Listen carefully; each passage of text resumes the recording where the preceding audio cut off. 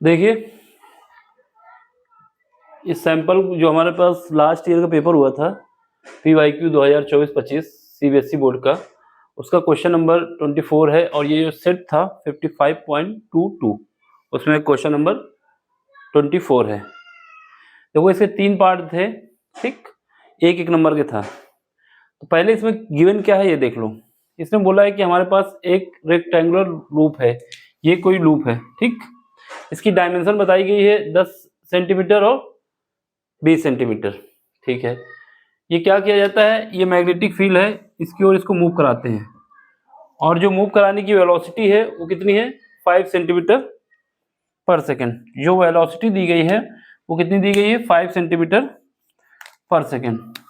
ये जो है ये है 5 सेंटीमीटर पर सेकेंड की स्पीड से इसको मूव कराया जा रहा है इसमें, ठीक है।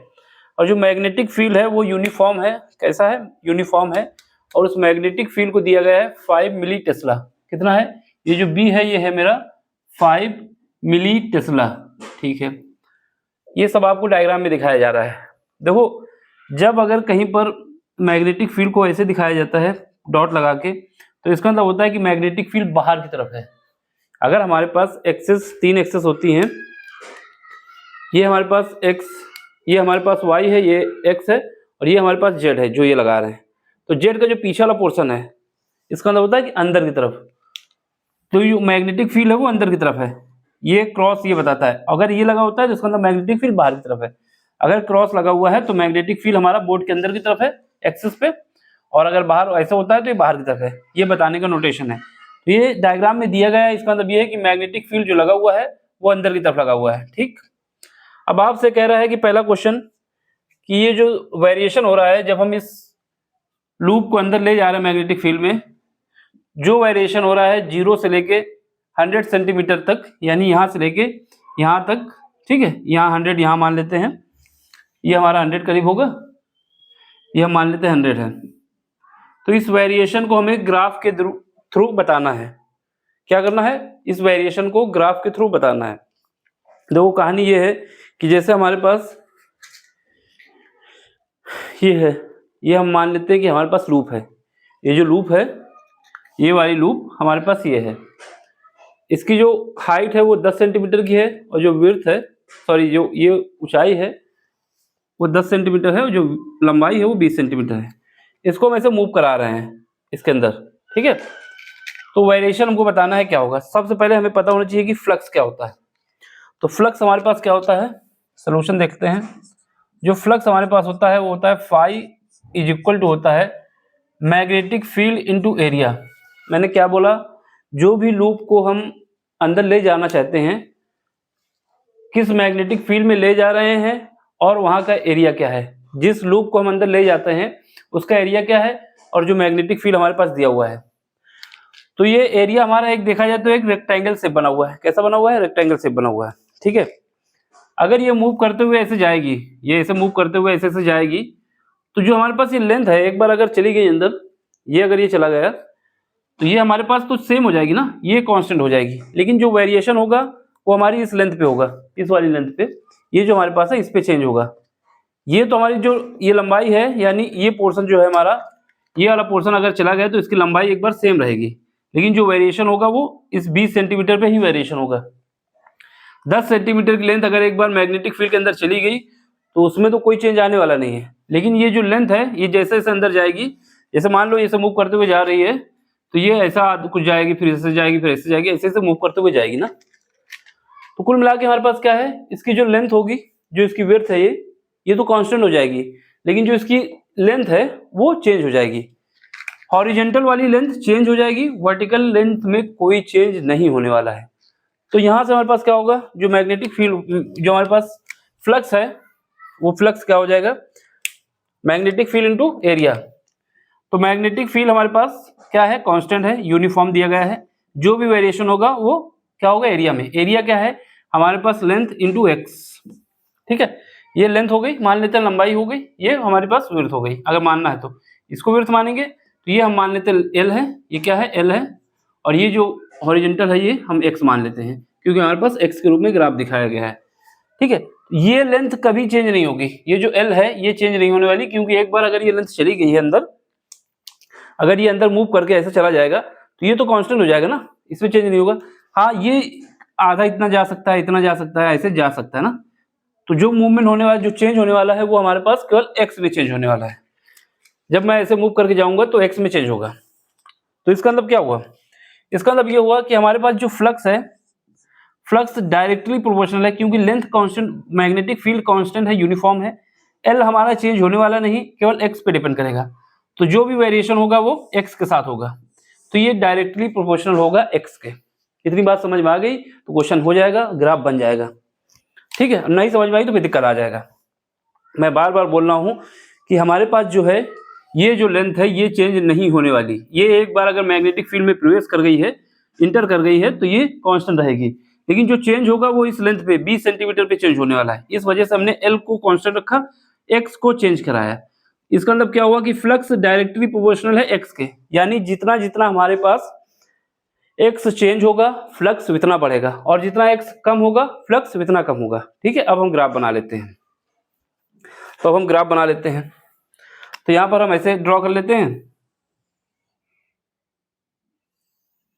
ठीक है, ये हमारे पास क्या है, ऊपर जो मूवमेंट होगा वो y की जगह पे हम फ्लक्स लगा देंगे, और नीचे हमने तो इसको x माना ही है, तो ये हमारा जो चेंज होगा वो x होगा। ठीक है, यहाँ पर मान लेते हैं ये क्या है, 20 का है, 20 सेंटीमीटर है, और ये हमारा क्या है, ये हम मान लेते हैं 60 है। ठीक है, और इसके बाद क्या है, फिर इसके बाद क्या है, ये 20 है, ये 40 मान लेते हैं, 40 कितना, 40। तो ये हमारा 20 40 हो जाएगा, 40, 40 बोले तो 40, ये हमारा 0 हो जाएगा। और यहाँ पर हमारा हो जाएगा 60, और यहाँ पर हमारा हो जाएगा, तो इसको थोड़ा और छोटा इधर से बनाए थोड़ा, जिससे एडजस्ट हो जाए, नहीं तो वहाँ पर उसको मिटाना पड़ जाएगा हमको। तो हम इस तरफ से थोड़ा ले रहे हैं। देखो, ड्रॉ करने के लिए केवल 1 मिनट का ही काम है, लेकिन समझाने के लिए मैं आपको थोड़ा टाइम ले रहा हूँ। तो समझ में ना आए तो फिर क्या मतलब है ड्रॉ करने से। तो ये हम बना लेते हैं। ठीक है,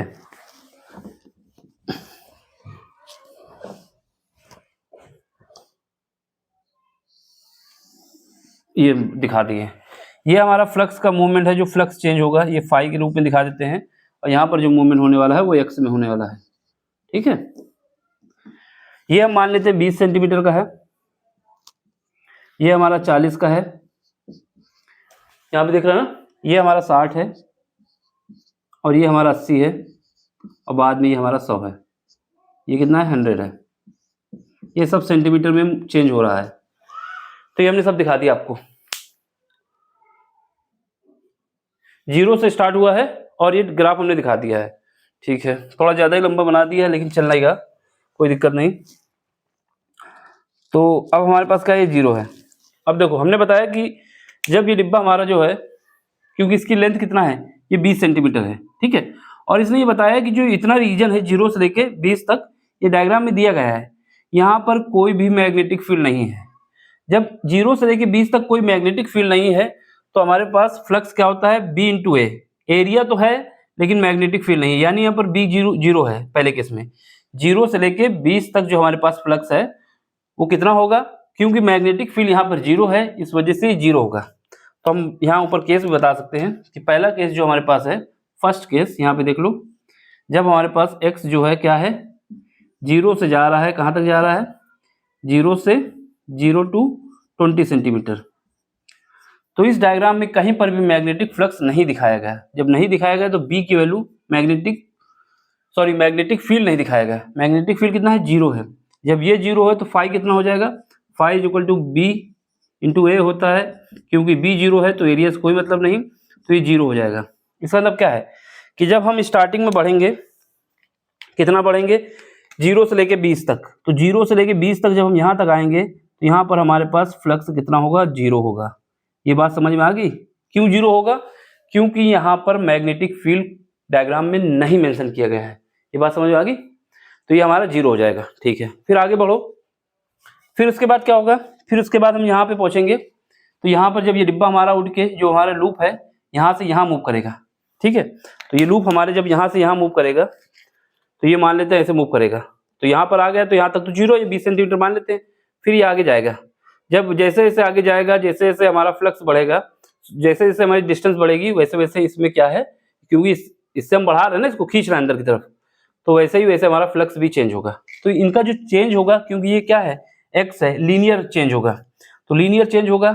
ये हमारा कैसे चेंज होगा, कहाँ तक चेंज होगा, चेंज होते-होते जब ये 20 पे पहुँच जाएगा, ये 20 यहाँ पे पहुँचा, 20 यहाँ पे पहुँच जाएगा, यानी 40 पे जब पहुँच जाएगा, क्योंकि इसकी लेंथ कितनी है 40, तो वहाँ पर हमारा जो मैग्नेटिक फील्ड है, सॉरी मैग्नेटिक फ्लक्स है, वो कितना हो जाएगा, मैक्सिमम हो जाएगा, क्योंकि ये पूरी की पूरी लूप इसके अंदर आ चुकी होगी।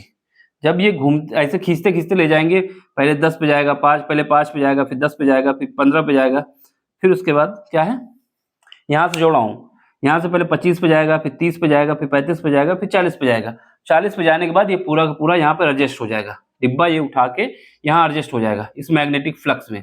जब इस मैग्नेटिक फ्लक्स में एडजस्ट हो जाएगा, तो उस समय क्या है कि हमारे पास जो पहुँचेगा वो कहाँ पर मैक्सिमम पहुँचेगा, क्योंकि यहाँ पर जब 40 पे पहुँच जाएगा, तो इस 40 पे ये हमारा मैक्सिमम हो जाएगा। तो ये जो चेंज कैसे होगा, ये हमारा ऐसे चेंज होगा, क्योंकि लीनियर कॉम्बिनेशन बना हुआ है, ठीक है, लीनियर ही चेंज होगा, ठीक है। तो ये हमारा 40 पे मैक्सिमम पहुँच जाएगा। कितना पहुँचेगा ये हमें दिखाने की जरूरत नहीं है अभी, क्योंकि इसने बोला नहीं कि हमको दिखाओ, केवल हमें ग्राफ प्लॉट करना है, ठीक। तो ये हम दिखा देंगे।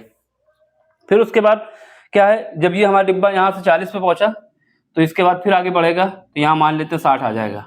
जब 60 आएगा, तो डिब्बा एक 40 पे था, 40 पे ये हमारा लूप था, लूप जो था डिब्बा हम बोल रहे हैं, ये लूप हमारा 40 पे यहाँ तक था, 20 से 40, फिर उसके बाद 40 से 60 क्या होगा, क्योंकि ये इसी के अंदर है, मैग्नेटिक फील्ड के अंदर है, तो मैग्नेटिक फील्ड यूनिफॉर्म है। जब मैग्नेटिक फील्ड यूनिफॉर्म है, तो इसमें कोई भी चेंज होने वाला नहीं है, यानी ये कांस्टेंट हो जाएगा, और ये ऐसे ही चेंज होता रहेगा, जैसे हॉरिजॉन्टल हुआ था वैसे वर्टिकल हो जाएगा। तो यहाँ पर ले आओ, तो ये हमारा यहाँ पर ये ऐसे ही आ जाएगा, इतना ही आ जाएगा, ठीक है। फिर ये हमारा कहाँ पहुँचा, 40 से 60। अब इसके बाद फिर 40 से 60 पहुँचा, तो यहाँ पर 80 तक आ जाएगा, क्योंकि इसका जो मूवमेंट है 20 सेंटीमीटर का ही है ना, तो ये हमारा यहाँ पर आ जाएगा। जब यहाँ पर भी आएगा, तो इसके मैग्नेटिक जो हमारा मैग्नेटिक फ्लक्स है उसमें चेंज नहीं आएगा। क्यों चेंज नहीं आएगा, क्योंकि बार बार बोल रहा हूँ कि मैग्नेटिक जो क्या है, जो हमारे पास मैग्नेटिक फील्ड है वो क्या है, कांस्टेंट है। मैग्नेटिक फील्ड कांस्टेंट है, इस वजह से इसके फ्लक्स में यहाँ पर भी चेंज नहीं आया था। और जब ये हमारा डिब्बा जो था, ये लूप जो था, यहाँ पर आया 20 से 40, फिर 40 से 60 आया, फिर 60 से जब 80 आएगा, तो यहाँ पर भी हमारे पास मैग्नेटिक फील्ड जो है वो कांस्टेंट है। जब कांस्टेंट है, तो ये फिर कांस्टेंट बना रहेगा, और ये यहाँ तक चला आएगा 80 तक, तो ये 80 तक ही चला आया, ठीक है, 80 तक चला आया। अब इसके बाद क्या है, अब जब ये हमारा इससे बाहर निकलेगा, क्योंकि ये अभी मूव कर रहा था, तो पहले हमारा कितना 20 से 40 गया, फिर 40 से 60 गया, 40 से 80 गया, यहाँ पे रुक गया। अब ये फिर बाहर निकलेगा, जब ये बाहर निकलेगा तो क्या होगा, क्योंकि यहाँ पर मैग्नेटिक फ्लक्स कम होने लगेगा, और जब कम होते होते कितना हो जाएगा, 0 हो जाएगा, क्योंकि यहाँ पर जब पूरा ये बाहर निकल जाएगा तो मैग्नेटिक फ्लक्स में चेंज हो जाएगा। तो यहाँ पर जब निकलेगा, तो इसके मैग्नेटिक फ्लक्स में चेंज होने लगेगा। जब चेंज होगा, तो ग्राफ हमारा नीचे की ओर टिल हो जाएगा, जो उठा था उसी रेट से नीचे टिल हो जाएगा, ठीक। क्योंकि जितनी डिस्टेंस में चढ़ने के लिए था, उतनी डिस्टेंस इसको उतरने के लिए भी मिल रही है, क्योंकि यहाँ 0 से 20 था तो 0 था, 20 से 40 तक ये चढ़ा था, फिर 40 से 60 कांस्टेंट था, 60 से 80 कांस्टेंट था। अब 80 से 100 तक ये फिर डिक्रीज करेगा, और सेम रेट से डिक्रीज करेगा, ठीक। तो सेम रेट से जब डिक्रीज करेगा, तो ये हमारा कुछ ऐसे बन जाएगा। तो ये फाइनल हमारा ग्राफ बन जाएगा। इसमें ये नहीं पूछा गया कि हमारे पास कितना मैक्सिमम मैग्नेटिक फ्लक्स होगा, ये पूछा गया है सेकंड पार्ट में, ठीक। तो सेकंड पार्ट का जो क्वेश्चन है उसको हम इसी में करा देते हैं, या फिर उसको अगले लेक्चर में करा देते हैं। वैसे उसमें कुछ है नहीं, देख लो उसको, क्योंकि मैक्सिमम पूछा है। मैक्सिमम क्या होगा, ये वाला हमारा होगा, जो सेकंड पार्ट है इसका, उसमें मैक्सिमम पूछा है। तो सेकंड पार्ट में जो मैक्सिमम पूछा है, तो सेकंड पार्ट का हम बता देते हैं, 5 मैक्स पूछा गया है, 5 मैक्स, ठीक है। 5 मैक्स कितना होगा, 5 मैक्स हमारा उतना होगा जो इसका एरिया, क्योंकि हमारे पास क्या है, B × A है, ठीक है। मैग्नेटिक फील्ड जो है वो कांस्टेंट है, एरिया हमारा चेंज हो रहा है। अगर इतना पार्ट जाएगा तो उसका कुछ और होगा, इतना जाएगा इतना कुछ और होगा, यानी जो भी चेंज होगा वो हमारा किस में चेंज होने वाला है, एरिया पे। अगर एरिया मैक्सिमम है, और इसका एरिया मैक्सिमम कितना होगा, पूरी लूप का एरिया होगा, वही मैक्सिमम होगा। तो इसमें एरिया पे डिपेंड करता है, एरिया मैक्स, जब एरिया मैक्स चाहिए तो इसका मतलब क्या होगा, बी कितना है 5 मिली टेस्ला दिया गया है क्वेश्चन में। जो हमारे पास मैग्नेटिक फील्ड है वो 5 मिली टेस्ला है। जब 5 मिली टेस्ला है तो मिली टेस्ला को हम किस में चेंज कर देंगे, मीटर टेस्ला में, तो 10⁻³ कर देंगे। ठीक है, एरिया कितना है, एरिया हमारे पास ये रेक्टेंगल रूप है, इस वजह से क्या होगा 10 × 20, क्योंकि ये सेंटीमीटर है ना, और इसको हमने जब मीटर में रखा है तो इसको भी 10⁻⁴ से मल्टीप्लाई कर देंगे तो मीटर हो जाएगा। तो इसको सॉल्व करो, जब सॉल्व करेंगे कितना आएगा, ये हमारे पास आ जाएगा 200 आ जाएगा, और 200 का जब मल्टीप्लाई करेंगे तो 1000 हो जाएगा, 5 से 1000 हो गया, इंटू 10⁻³ आ गया, फिर क्या है 10⁻⁴ आ गया। ठीक है, अब ये काट दोगे तो कट जाएगा, तो यहाँ पर हमारे पास 10⁻⁴ आया, ये मैक्सिमम इसका क्या है, मैक्सिमम हमारे पास वो फ्लक्स है। तो इसका जो यूनिट होती है वो होती है वेबर, वेबर कह सकते हो या टेस्ला मीटर स्क्वायर कह सकते हो, वेबर कह सकते हो या टेस्ला मीटर स्क्वायर कह सकते हो, दोनों ही चीजें सेम है। तो इसका मतलब अगर आपको मैक्स दिखाना है 5 मैक्स, तो यहाँ दिखा सकते हो कि 5 मैक्स जो है ये पूरी रेंज में 5 मैक्स रहेगा, कितना रहेगा, ये रहेगा 10⁻⁴ वेबर। इसका तीसरा क्वेश्चन जो तीसरा पार्ट है वो थोड़ा बड़ा है, तो इसके लिए कम पड़ जाएगी, तो वो अगले लेक्चर में ही कराते हैं। ठीक है, समझ लो, सिंपल सा क्वेश्चन है, ज्यादा कुछ नहीं है, बस समझने की बात ये था कि ये मूवमेंट हो रहा है इसके अंदर, तो जैसे चेंज होगा केवल इस लेंथ पे एक्स पे डिपेंड करेगा, जो कि हमने यहाँ पे दिखाया है, वैसे ही ग्राफ बना के दिखा देना है। ठीक, अब समझ में आया तो क्या करना है, लाइक करना है, शेयर करना है और सब्सक्राइब करना है और अपना सपोर्ट देना है। देखो क्वेश्चन कराने में मेरा वीडियो बड़ा हो जाता है, ये बात सही है, लेकिन बड़ा इस वजह से हो जाता है कि हम नहीं चाहते कि आपको केवल बस एक क्वेश्चन समझ में आए, कॉन्सेप्ट समझ में आ जाए, सारे कॉन्सेप्ट हम आपको दिखाते हैं कि क्या क्या हुआ है, इस वजह से लंबा हो जाता है वीडियो।